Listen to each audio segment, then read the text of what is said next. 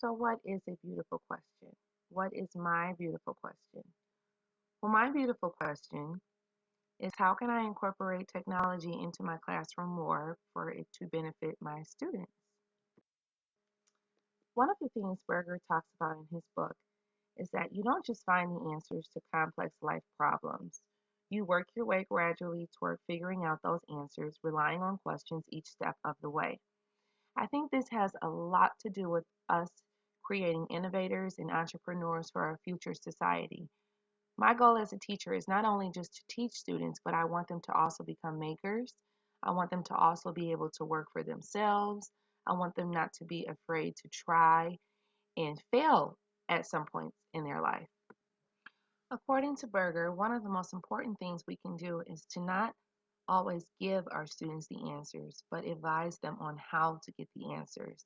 And not only just how to get the answers, but also how to formulate the right questions to ask.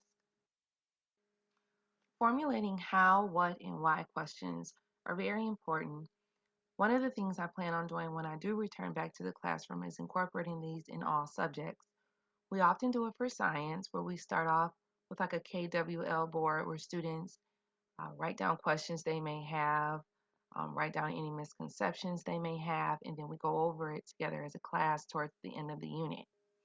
One of the ways I will challenge myself as an educator is to not always provide the answers for my students.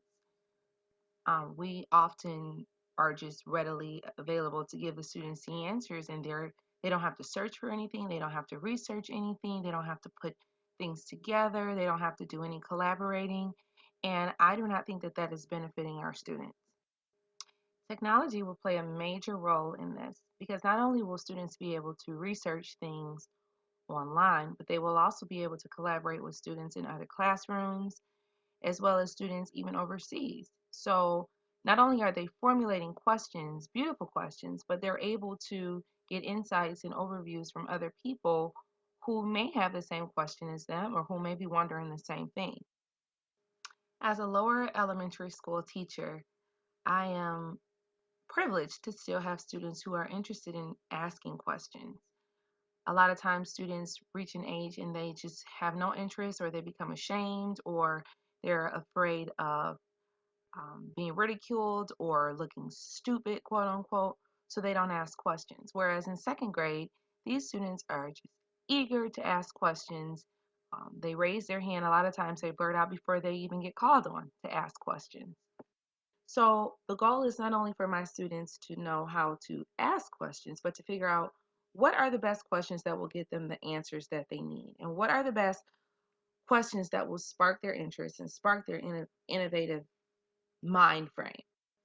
Berger uses this metaphor about climbing a mountain and what is the real reason you're climbing this mountain? Are you climbing this mountain so everyone can see you and just say that you did, or are you actually climbing this mountain to learn something, to make yourself a better person?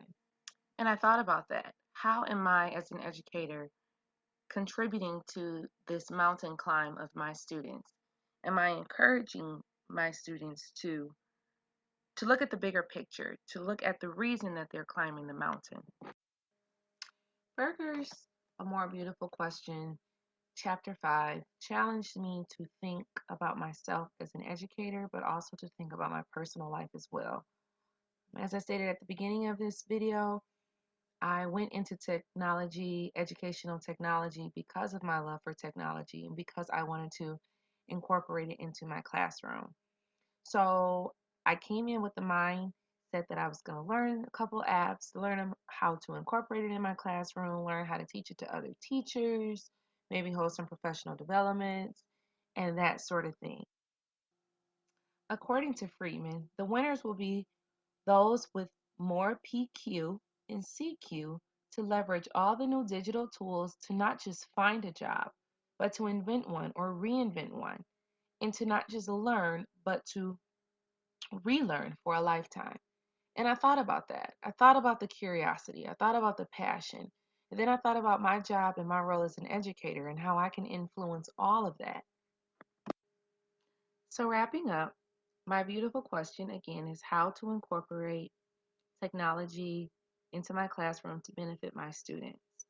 and all the while encouraging them to create beautiful questions and be open to answers, other people's opinions, as well as promoting them to be innovators, entrepreneurs, and setting us up for our future.